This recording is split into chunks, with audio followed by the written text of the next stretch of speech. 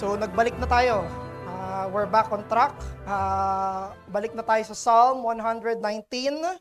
At ito ang pinakamahabang psalm sa buong Bible, pinakamahabang chapter actually sa buong Bible, composed ng 176 na verses. 176 verses. At ito ay binubuo ng acrostic poems.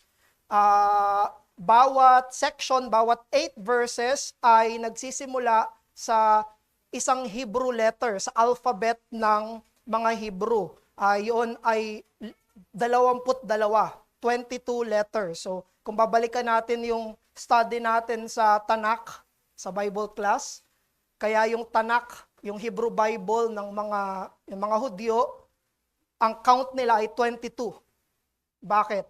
Kasi gusto nila pattern dun sa number ng letters ng Hebrew alphabet. So dito sa Psalm 119, there are 22 verses. At bawat verse nagsisimula dun sa letter ng section na yon, no? So nakikita natin dito na ang Panginoon hinayaan niya na maisulat yung salita niya ng merong kagandahan. And from that we draw the idea that God's word is beautiful, beautifully written, and God loves beauty. Iba't iba yung word na ginamit para sa salita ng Diyos.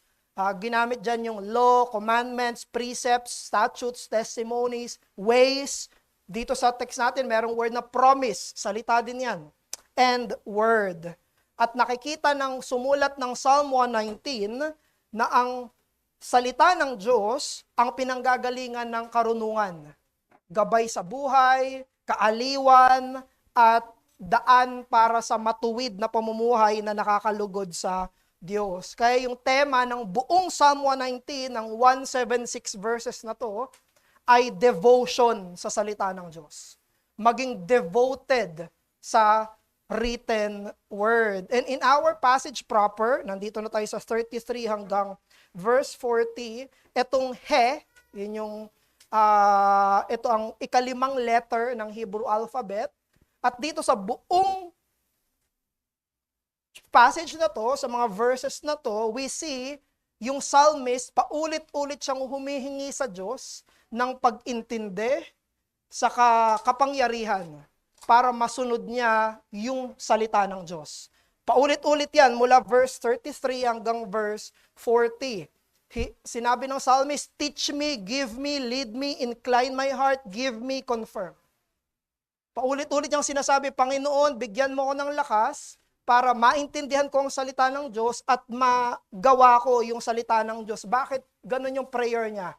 Kasi sinabi sa verse 40, I long for your precepts. Sinabi sa ibang mga verses, He delights in the commandments. Masaya siya sa salita ng Diyos, gusto niya yung salita ng Diyos, kaya humihingi siya sa Diyos ng biyaya or grasya para masunod niya yung salita ng Diyos. But we see here na yung heart for the Bible is not equal ability to obey the Bible. Hindi kaagad. Hindi ibig sabihin na gusto natin yung Bible ay kaya na natin siyang sundin. Hindi ibig sabihin na mahal natin yung Bible ay kaya na natin siyang i-apply lahat. No?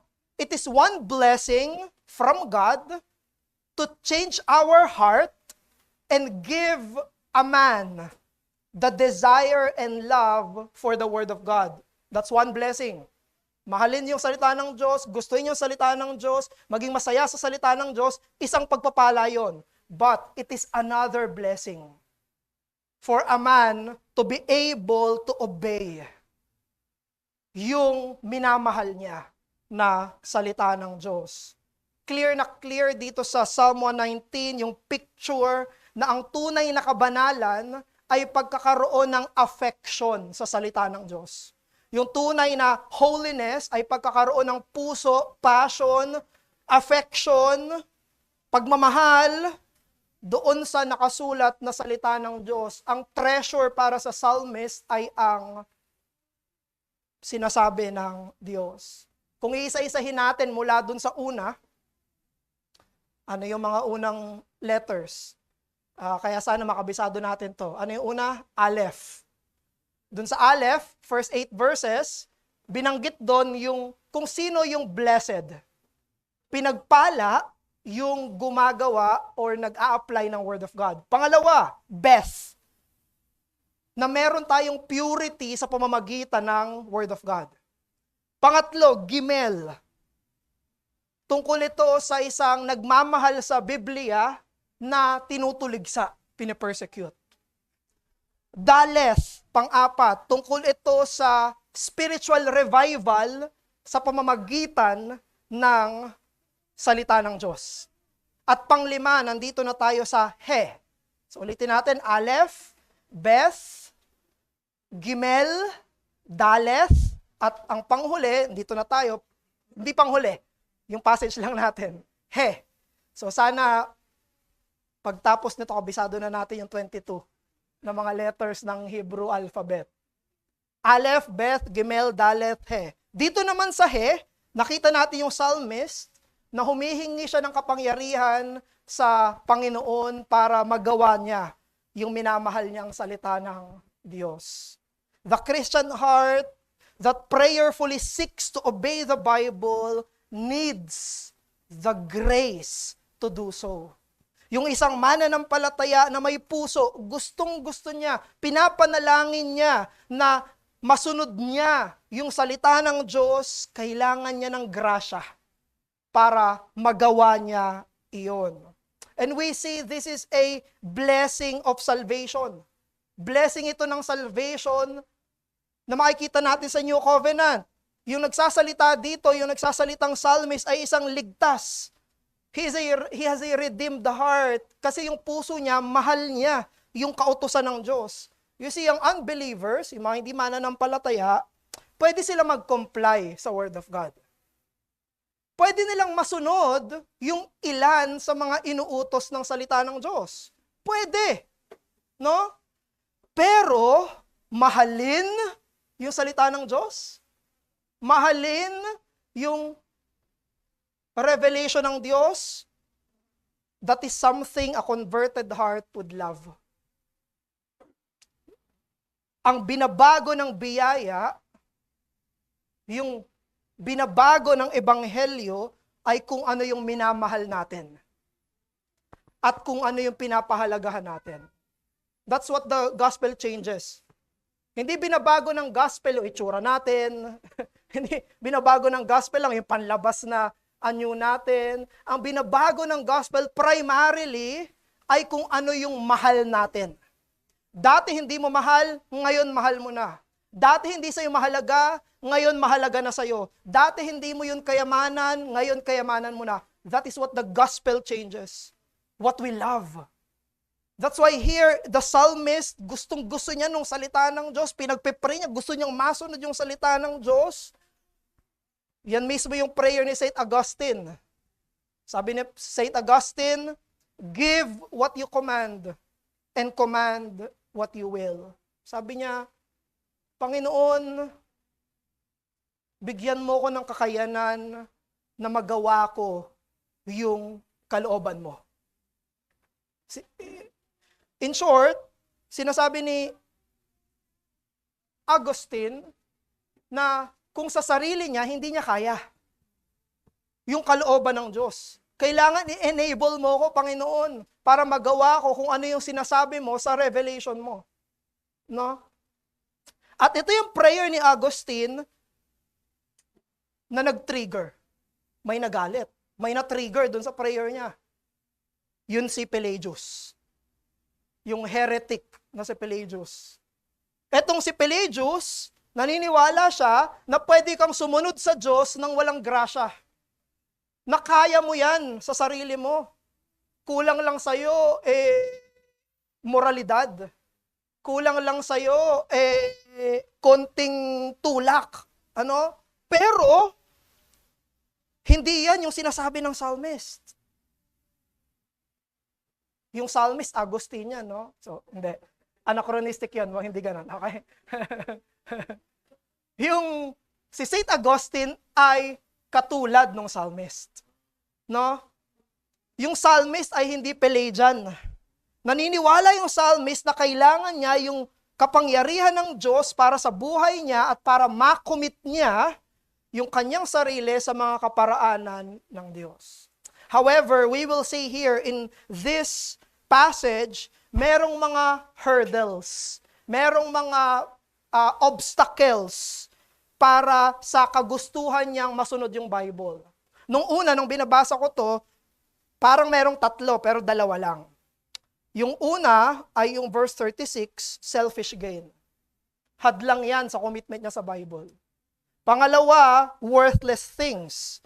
Doon sa verse 37, pangalawang hadlang sa kagustuhan niyang sundin yung Bible. Pangatlo, akala ko, yung verse 39, yung turn away my reproach. Pero yung reproach pala dyan sa pangatlo, kaya hindi ko na sinama, ay yung ayaw niya na hindi niya masunod yung Bible. Yun lang yung ibig niyang sabihin sa reproach.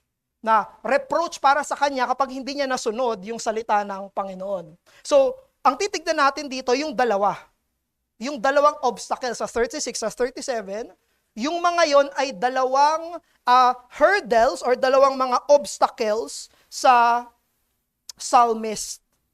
Hindi niya masunod yung Biblia na minamahal niya dahil sa mga obstacles na to. Una, so mayroon dalawa. Number 1, may internal hindrance. Pangalawa, may external hindrance.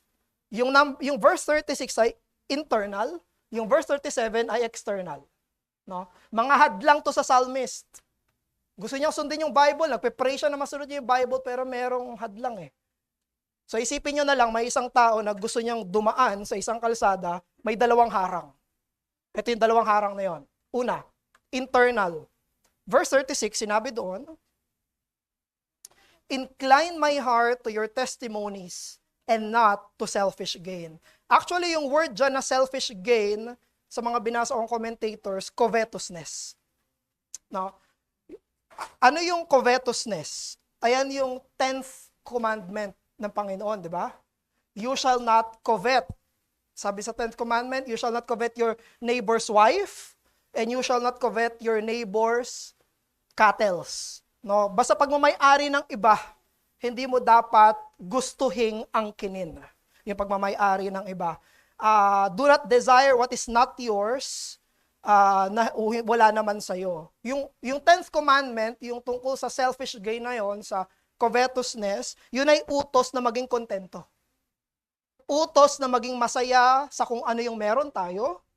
Utos na maging masaya para sa iba, sa kung ano yung meron sila. Yun yung 10th commandment. Masaya ka sa kung anong meron ka, masaya ka sa iba, na mas may higit sa'yo. Dahil binigay sa kanila ng Panginoon yun. Pero yung covetousness ay hindi kontento sa kung ano yung binigay sa kanya ng Diyos at hindi rin masaya para sa ibang tao. Kaya yung word na ginamit dito ay selfish gain. At yung selfish gain, meron siyang idea na dahil sa covetousness, gusto niyang mapasa kanya yung isang bagay sa maling paraan. Selfish gain. Sa mga sinful means. No? It means, etong psalmist, nagiging open siya sa atin. Nagiging in-open up niya yung sarili niya na maging vulnerable. Kino-confess niya mismo, eto ako. Ito yung temptation ko. Gusto ko palagi ng more. Sabi ng psalmist. Isa ito sa kasalanan na nilalabanan ng psalmist sa sarili niya. Inaamin ng psalmist through this psalm na yung, isipin nyo, gustong-gusto niya ng Word of God, gustong-gusto niya ng Scripture, yung kagustuhan na yun, internal yun, di ba? Heart for the Bible. Tapos, sa parehong heart na yon, may ibang gusto ulit. Delight in the Word of God is internal. Covetousness is also internal. Alam nyo, sa 10 Commandments, yung 10th lang ang explicitly a heart sin. Yung iba, may mga panlabas yan, no? Pero yung 10th commandment, yun lang yung kasalanan na panloob talaga. Internal talaga. So isipin nyo, hinihinder nung covetousness yung holy affection niya sa scriptures. Hadlang to. Mahal ko yung Bible, gusto ko yung salita ng Diyos, kaya lang, merong ibang mahal yung puso ko. May ibang gusto at gusto at gusto yung puso ko. A lover of the Bible cannot have covetousness at his heart. Ang mga umiibig sa salita ng Diyos ay hindi pwedeng magkaroon ng covetousness sa kanyang puso. Tignan natin sa Bible. Sino yung mga merong covetousness sa Bible? Alam nyo, dahil sa covetousness, nagnakaw si Achan ng 200 shekels ng silver at isang ginto. Sa Joshua chapter 7, pinarusahan siya at ang kanyang pamilya dahil nagnakaw siya, nagtira siya. Si David, bakit siya nag-adultery kasama si Bathsheba? Bakit niya minurder si Uriah? Covetousness. Gusto niya yung pagmamayari ng iba. Hindi niya naman asawa yun eh. No? Dahil sa covetousness, sa New Testament, yung temple ay naging lugar kung saan hindi na worship yung purpose, kung hindi profit. Kaya yung Panginoong Jesus ay kinlens niya yung temple. Pinaghampas niya, pinagtabuyan niya yung mga nagbe-business doon sa temple. Ang Panginoong Jesus din sa Luke chapter 12, sinabi niya mismo sa mga hearers niya, beware of covetousness. Mag-ingat kayo sa covetousness. Sa Colossians chapter 3 verse 5, tinawag ni Apostle Paul ang covetousness bilang idolatry. Ibig sabihin, merong pagsamba sa hindi totoong Diyos. Covetousness. At ang pinaka-related sa ating text dito sa ating psalm ay yung parable of the sower. Diba, sa parable of the sower ng Panginoong Hesus sa Matthew 13, merong 4 na uri ng lupa. Yung isang lupa ang namunga. Pero sa 3 uri ng lupa na hindi namunga, yung isa doon ay hindi nag-bear fruit dahil sa selfish gain. Dahil sa covetousness. Yun ay yung pangatlong uri ng lupa. Yung pangatlong uri ng lupa, hinasika ng buto ng ebanghelyo, tumubo yung ebanghelyo, at sa pagtubo ng ebanghelyo, may ibang tumubo. Ano yung ibang tumubo? Mga tinik. At yung mga tinik na yon, tinawag ng Panginoong Jesus bilang cares of the world and the deceitfulness of riches. Tumutubo yung salita ng Diyos. May mga tumubong tinik. At anong nangyari at the end of the story of Jesus? Sinakal nung mga tinik ang salita ng Diyos sa puso. Kasi puso yung soil eh, di ba? Yung salita ng Diyos nasa puso, sinakal ng covetousness. And the psalmist never heard that parable. Hindi narinig ng psalmist yung parable na yon, pero he knows na ang covetousness pwedeng sakalin yung pagmamahal niya sa salita ng Diyos.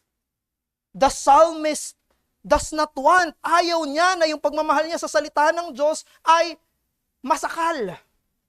Dahil sa kanyang preoccupation sa pagmamahal sa mundo. Therefore, brethren, mga kapatid, kung gusto nating mapalakas yung ating commitment sa scriptures, kailangan nating ipanalangin na ma-mortify natin yung ating sariling covetousness. Yung heart covetousness. Kailangan natin ipag-prayan sa Panginoon, Panginoon, incline me not to selfish gain. Kailangan prayer natin itong verse 36. Pag-pray natin talaga ito. And again, we live in an age, eto yung nasa panahon tayo, walang magdi-disagree dito. Nasa panahon tayo kung saan sobrang dami nating mga bagay. Sobrang dami nating pwedeng i-consume. Sobrang dami nating pwedeng bilhin. Napakaraming bagay ang affordable na wala yan sa ibang generations before us.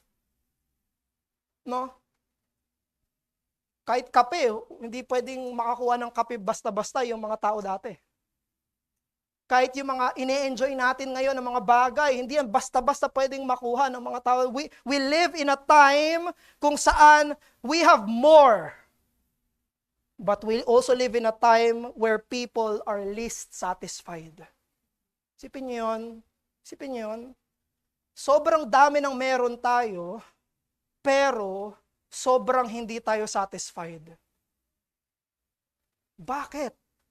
Anong meron? This is the modern paradox. High consumption, but with low satisfaction. Sa lahat ng mga tao sa kasaysayan, ang mga Kristiyano dapat sa henerasyon natin, ang bukas na bukas yung mga mata. Ang covetousness, hindi ka masasatisfy. Para yung black hole. Kahit anong ilagay mo, hindi mapupuno. Kahit anong ilagay mo, hindi yan masasatisfy. Ang covetousness, it will leave you with no satisfaction. It needs more and more and more and more and more and more, but without fulfillment. No? At ang covetousness ay isang nakatagong kasalanan, mga kapatid. Hindi yan hayagan. Ang covetousness ay kasalanan ng puso. Hindi yan pwedeng masabi, covetous to. Hindi. Nasa loob yun eh. Nasa isipan yun, nasa inclination yun. Hindi yan katulad ng kunyari, adultery, may kinausap kang babae, may asawa ka, kitang-kita agad, hindi yan katulad third commandment na may sinabi kang blasphemous. No? Hindi katulad yan, ang pagsisinungaling, may sinabi ka, kasinungalingan. Itong covetousness ay nakatago. Ito'y galing sa puso. May isa akong nabasa, hindi ko na lang ma-search, na sinabi ni James Renihan, paano i-church discipline yung covetousness? Paano yun? Nasa loob ng puso yun eh. Hindi mo nakikita yun. No? Pero, dahil ito'y nasa loob natin, therefore, kailangan yung mortification nito ay private din. Kailangan prayer siya. Katulad ng ginawa dito ng psalmist.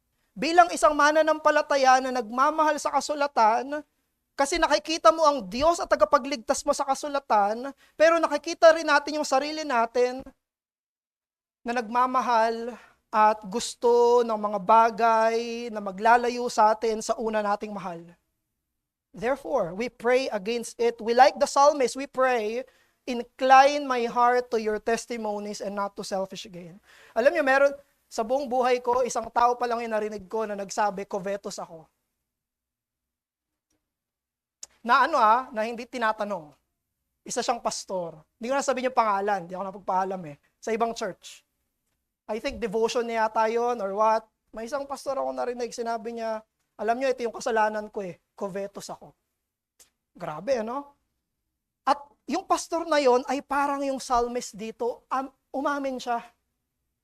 Sinabi niya, meron akong tendency to selfish gain. At sana maging ganun tayo mga kapatid, maging ganun tayo, maging honest tayo na sa totoong kalagayan ng puso natin para yung pagmamahal natin sa kasulatan ay hindi mahadlangan. Let us be honest. Now, so verse 36 ay internal, tapos sa verse 37 magkaugnay siya Sa verse 37, ang prayer niya naman ay yung external. Verse 37, anong sinabi dito? Turn my eyes from looking at worthless things and give me life in your ways. Ang prayer niya naman dito ay alisin daw ng Diyos yung paningin niya sa mga bagay na walang kabuluhan, walang saysay, walang silbi. Yun yung prayer dito ng psalmist. Gusto ng author na yung mga tinitignan niyang bagay na worthless, nagko-confess ulit siya dito, Sinasabi niya ulit na siya ay may tendency na tumingin sa mga bagay na walang silbi. He's captivated by worthless things. Now, unang tanong, ano yung mga worthless things? Ano yung mga bagay na walang silbi? You can answer that by yourself. Lahat ba ng bagay dito sa buhay equal ng worth? No. Hindi lahat. Pantay-pantay. Merong may silbi sa mga bagay sa buhay natin, sa meron tayo sa buhay, merong walang silbi. Merong medyo may silbi. Merong may saysay. At merong totally walang saysay. No? Some things are worth in this life. May saysay siya sa temporal life, pero wala siyang saysay sa eternity.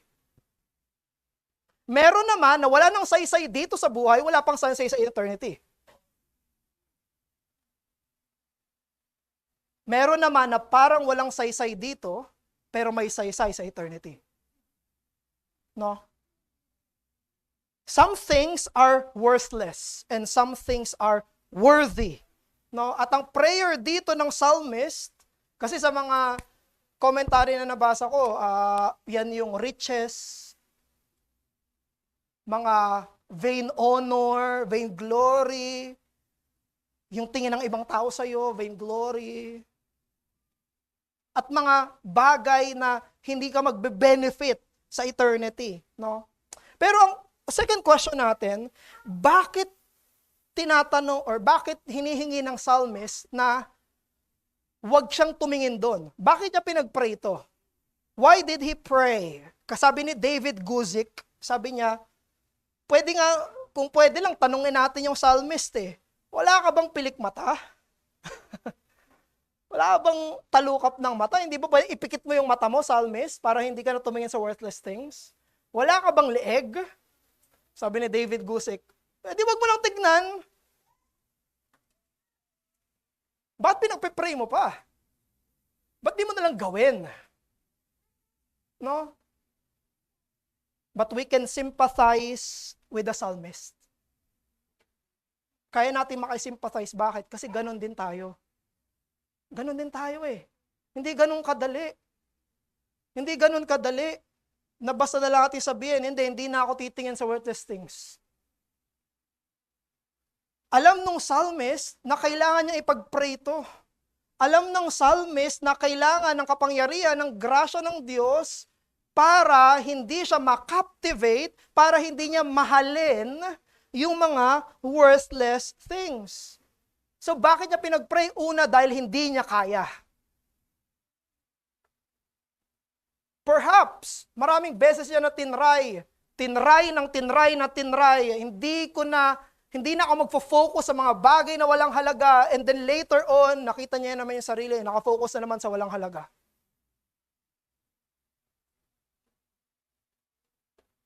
And why did he pray this prayer? Because, brothers, he is a believer. That's why he prayed this. Dahil gusto niyang tumingin sa mga makabuluhang bagay. Kaya niya pinag-pray na, Panginoon, alisin mo yung mata ko sa worthless things kasi gusto niya ang tignan niya at pagbigyan niya ng kanyang atensyon ay hindi ang distraction, kung hindi ang mga bagay na makabuluhan, may silbi, may saysay. Higit sa lahat sa kanyang pananampalataya. Kaya yung contrast dito sa verse 37 ay, turn my eyes from looking at worthless things and give me life in your ways. Ang kabaliktaran ng worthless things ay yung your ways. Ano yung your ways? Salita ng Diyos, paraan ng Diyos, Biblia ng Diyos, Scripture ng Diyos. No? So, totoo na merong mga worthless things na pwedeng maging sagabal sa isang Kristiyano sa kanyang pagsunod sa kasulatan. Ito yung pangalawang hindrance, pangalawang obstacle. Mahal ni Christian, yung Word of God, unang obstacle, covetousness, pangalawang obstacle, worthless things. Pagtingin do sa mga worthless things. And you know, ang scriptures ay hindi worthless.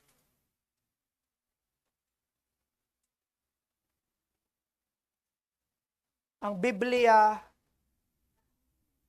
ay worthy. It's worth more than you can imagine.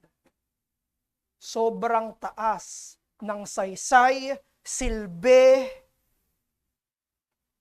at kabuluhan ng salita ng Diyos. At yun yung gusto ng psalmist. Yun yung pinagpe-pray ng psalmist. Pero bakit may saysay, silbi at kabuluhan yung Biblia? Bakit? Dahil sa mensahe nito. Dahil sa nilalaman nito. Dahil sa tinuturo nito. Ano ba yung mensahe? Ano ba yung nilalaman? Ano ba yung tinuturo ng Biblia kung hindi ang Panginoong Jesus? The Bible is a worthy thing because we see the Lord Jesus Christ in the Bible. It reveals the Lord Jesus Christ. Kung wala ang Bible, we cannot know Jesus Christ. Hindi mo makikita ang Panginoong Hesus sa general revelation. Makikita mo siya sa special revelation. Dito sa salita ng Diyos. Kaya ibinigay ng Diyos sa atin ito dahil gusto niyang makita natin dito ang kanyang bugtong na anak. At makita natin yung bugtong niyang anak bilang pinakamahalaga sa lahat. Ang salita ng Diyos ang naghahayag ng persona, gawa, kaligtasan na nanggagaling sa Panginoong Hesukristo. Ano ang mas worthy sa buhay na to kung hindi makilala lalo si Jesus? At makikilala natin siya sa pahina ng ating kasulatan. No, kaya sinabi ni Saint Jerome, ignorance of Scripture is ignorance of Christ. Kapag hindi mo alam yung Bible mo, hindi mo kilala si Kristo. Bakit? Kasi dito mo makikilala si Kristo. You do not learn the Lord Jesus from other things. Hindi ka pwedeng nakapikit ka lang, makikilala mo na si Jesus. No. Kailangan mo magbasa. Kailangan mong tignan. Kailangan mong basahin kung saan siya pinakilala. Kahit ilang taon ka sa bundok, kung wala kang Biblia, hindi mo makikilala si Jesus. Kailangan mo ng kasulatan. Ganun kahalaga yung Biblia. Ganun siya ka-worthy. Bakit worthless yung ibang mga bagay? Kasi hindi mo makikilala si Jesus doon.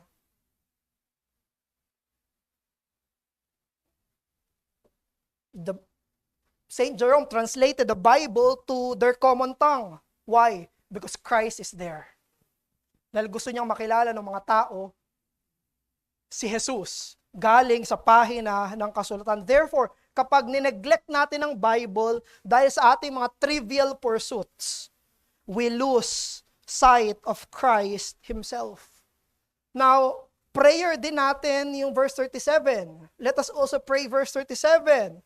Kailangan i-identify natin at manalangin tayo laban sa mga distraction sa buhay natin na nakikipagkompetensya sa ating commitment sa Bible. Kailangan isipin natin, ito yung mga kakompetensya ng Bible sa buhay ko. Tapos ipag-pray natin, mag-pray tayo against them. I only have one question. I will only say this once.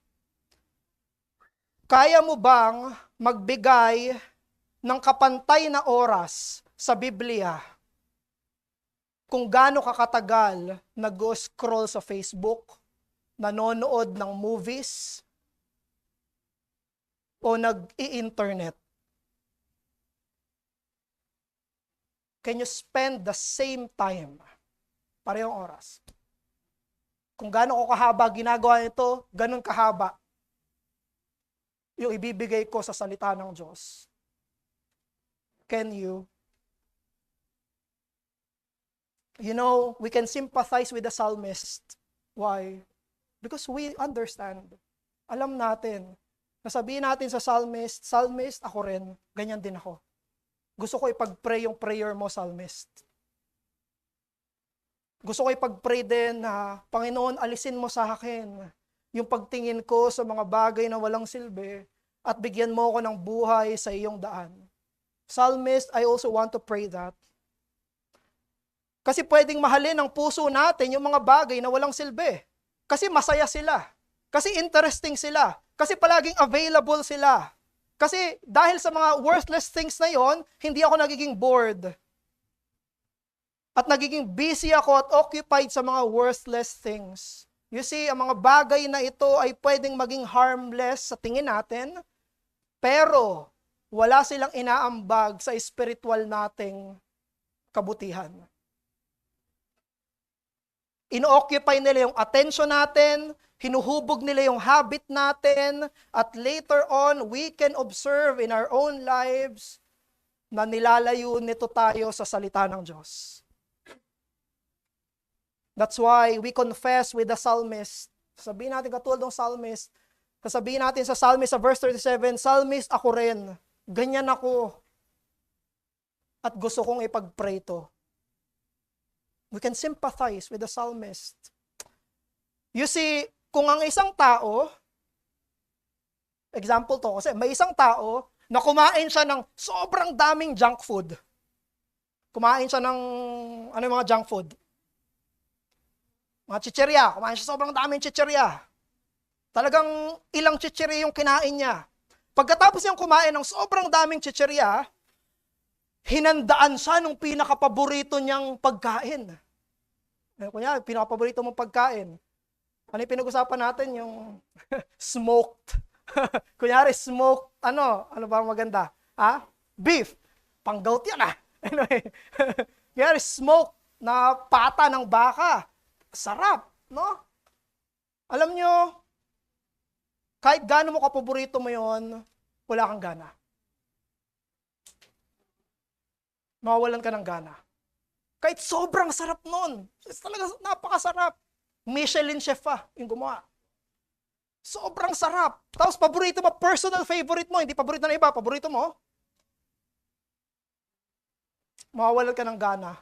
Hindi ibig sabihin na hindi mo na paborito yon. Hindi ibig sabihin na hindi mo gusto yon, pero nawalan ka ng gana kasi ang dami mong kinain na walang silbi. At walang saysay. It is the same, brothers, in our love for scriptures. Pwedeng mawala yung ating gutom at appetite kung ang ating isipan at ating puso ay punong-puno ng vanity. Punong-puno ng worthless things. Therefore, very important para sa atin itong Very important para sa atin itong verse 37. Why? Because we can relate. Very relatable itong psalmist. And as we end, buhayin natin ang ating pag-ibig sa Biblia. Manalangin tayo laban sa mga lumalaban sa pag-ibig na ito. Niligtas tayo sa pamamagitan ng salita ng Diyos. Isinusustina tayo sa pamamagitan ng salita ng Diyos at pinababanal tayo sa pamamagitan ng salita ng Diyos, pero may mga sagabal. At kailangan maging laban tayo sa mga sagabal na yon. Panloob na sagabal at panlabas na sagabal. Para manatili tayo sa ating pagkakakilanlan bilang mga tao ng salita. Manalangin tayo. Diyos namin, pinupuri po namin kayo sa inyong binigay na Biblia. O Diyos, napakarami pong sagabal sa pagmamahal namin sa salita mo, sa Biblia mo. Kaya't hiling po namin, aming Diyos, na yung puso namin na kami lang yung nakakaalam. Lord, please lead us not into selfish gain. Help us, protect us, help us mortify ang aming sarili, mga covetousness, at yung pagtingin namin sa mga worthless things. O Diyos, tulungan mo kami kasi hindi namin kaya to. May leeg kami pero hindi namin kaya to. May talo ka pang mata namin pero hindi namin kaya to. O Diyos, sa biyaya mo lamang magagawa namin to. Gusto naming matikman ang paborito naming Biblia. Gusto naming matikman ang inaasam naming salita mo. Kaya't alisin mo po sa amin yung mga walang kabuluhan para hindi mawala ang gutom namin sa tinig ng aming pastol. Papuri po sa iyo aming Diyos sa pangalan ng Panginoong Hesus. Amen.